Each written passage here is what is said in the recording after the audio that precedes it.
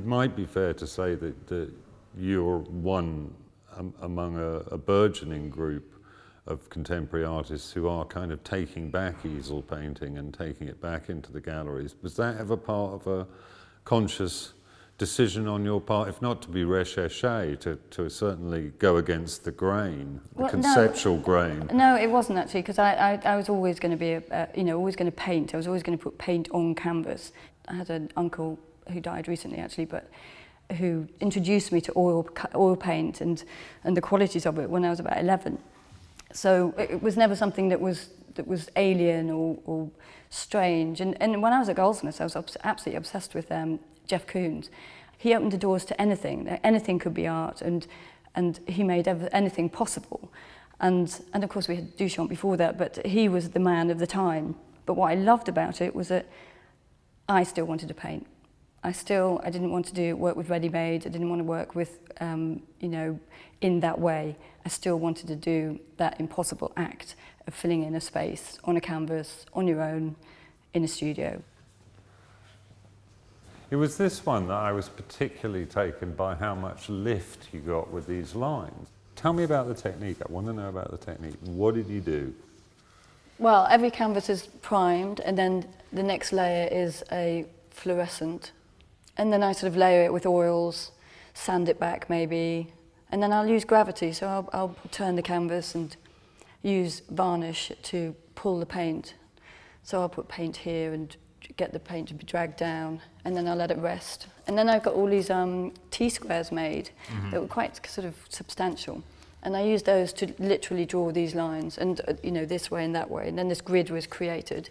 And it's a bit like being an alchemist, because I'm using these materials day in, day out, and working out how they work, what are their characteristics, and what I do, how much terps or varnish I can put on to unpick it. And that's how it then disrupts the surface. With all of these, I mean, the T-square seems latent. The tool has informed the work. Exactly. But this ridging effect, where you get this, like it's almost scooped out, is that something that's coming with the terps? Using the terps and the varnish, so that would have happened this way. So that would have been the gravity. So as with all the work I've been using, been painting for the last 20 years, the gravity's this sort of invisible paintbrush.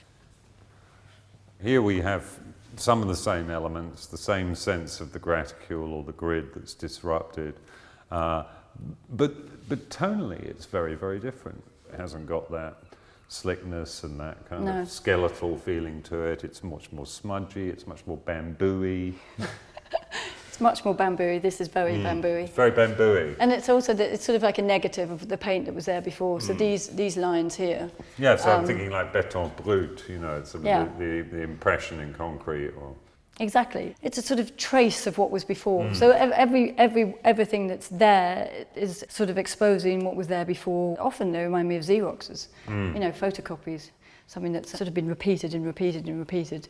And then I put this orange circle on, just to put an orange circle on it. I like the absurdity of it. We've sort of skated by this, but in a way this is kind of not exactly representative because they are so different. But let's talk a bit about what's happening with pattern in this, because it is really pretty complicated, isn't it? I mean, in some places the pattern is exploding into kind of curlicues and shreds of paint. In other places it's obliterated and then is kind of re-emerging in a moire pattern. Yeah, this was the painting that nearly died several times. It's called Darkness and Light, so I wanted to play with that idea of sort of depth, use it, playing with the pigments for the depth of the canvas, but it's patterns, but it's not patterns.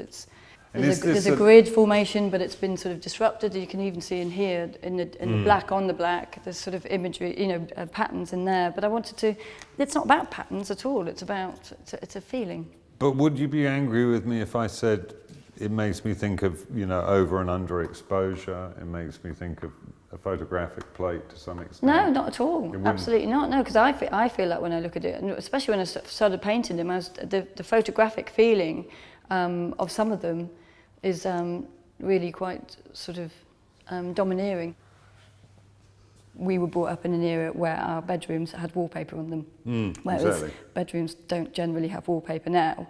One of the reasons I wanted to use the pattern was not for nostalgic reasons. It's similar to the grid. You know, we find solace in patterns, and so if you want to be calm, you want to see something that's ordered. And so it was a good way of a good excuse to use to then disrupt it. It's odd the way we look at patterns, particularly in childhood. I mean, thinking back to looking at patterned wallpaper, lying in bed looking at patterned wallpaper, and the way in which you almost educate yourself in trompe l'oeil using patterns very early on. You look at them and you think, oh, but if I look really close, it loses its third dimension. Or if I look really close, every instance and iteration of the design becomes an individual rather than part of the collective, and then you move away from it and it simply becomes a pattern again.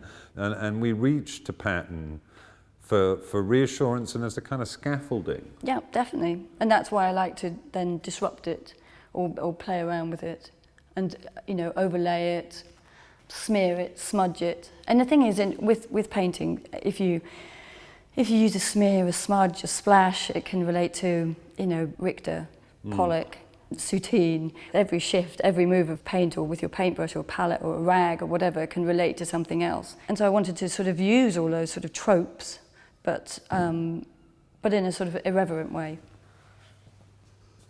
The use of these, as it were, found patterns.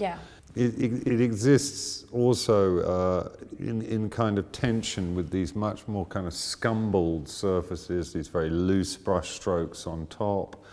Do we think of them as being on top? Do we think of them as being underneath? I mean, how important is that idea of relief? They're attacked. So I sort of attacked the canvases. So I was doing the pattern pieces, and then I wanted more to happen on them. And so I just sort of picked up paint and just started smearing it on the canvas and sort of thinking of something like Richard Hamilton's Dirty Protest and that sort of thing, and using brushes and whatever, and wanted it to be unconscious. So I didn't want them to be sort of thought out or thought through. I wanted to be unwieldy with them.